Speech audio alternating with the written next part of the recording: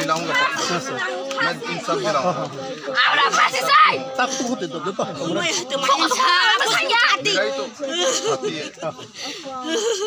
मेरे से बता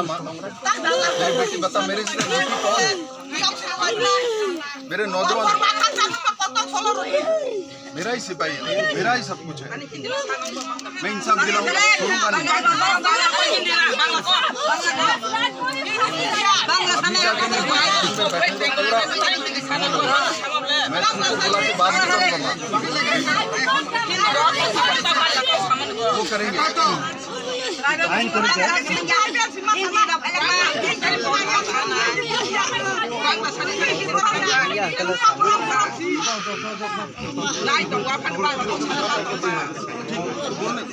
उसका बाप चला गया पता चला गया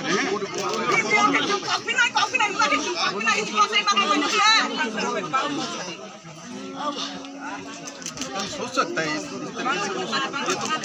ये तो छोटी बच्ची है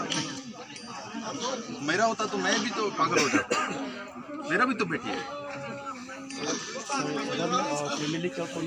तो मैं जॉब फैमिली में जो है उसको तुरंत नौकरी दिलवाऊंगा और 5,000 रुपये जिसको बोलेंगे तो सबसे बड़ी बात है उनके साथ इंसाफ दिलवाना वादा है आप मेरे पास आना मेरे साथ